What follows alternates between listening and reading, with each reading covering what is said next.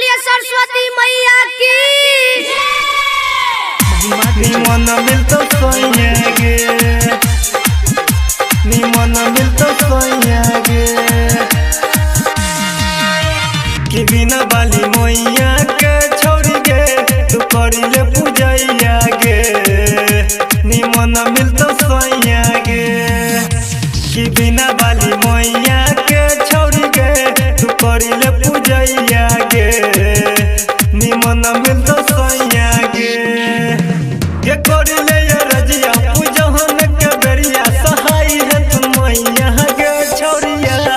कि बिना बाली मैया के छोड़ी गे तू करिले पूजैया गे। निमन मिलतो सोइया गे।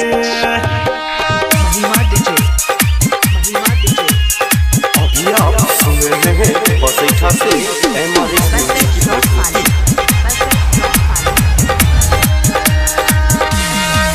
हे बिना बाली के करिले पूजा पूरा होई तो आस गे। फिर तो नजरिया तोरा पछौरी दुल्हा मिलतो झकास गे, दुल्हा मिलतो झकास गे, दुल्हा मिलतो झकास गे। हे बिना बाली के करिले पूजा पूरा होई तो आस गे। फिर तो नजरिया तोरा पछौरी दुल्हा मिलतो झकास गे। जिंदगी सफल भ जेतौ निमन घर देतौ पूजबे जे तू चरनिया गे छोड़िया। कि बिना बाली मैया के छोड़ी गे तू करिले पूजैया गे। निमन मिलतो सोइया गे।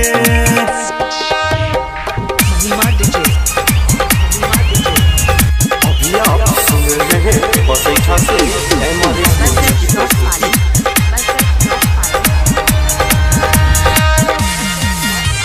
सुनहि गे छौरी तोहर पूरा हो तोरा मान गे।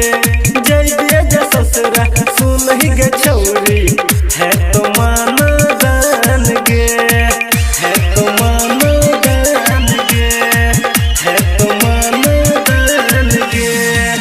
हे गे सुनहि गे छौरी तोहर पूरा होई तोरा मान गे।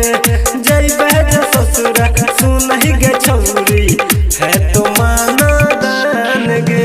रात रोशन लिखै छौ संज संग कहै छौ पूरा है तो सपन महागे छोड़िया। कि बिना बाली मैया के छोड़ी गे तू करिले पूजैया गे। निमन मिलतो सोइया गे। कि बिना बाली मैया के छोड़ी गे तू करिले पूजैया गे। निमन मिलतो सोइया गे, के करिले या रजिया पूजहन के बेरिया सहाय है तू मैया गे छोड़िया। कि बिना बाली मैया के छोड़ी गे तू करिले पूजैया गे। निमन मिलतो सोइया गे। महिमा रिकॉर्डिंग स्टूडियो बसैठ।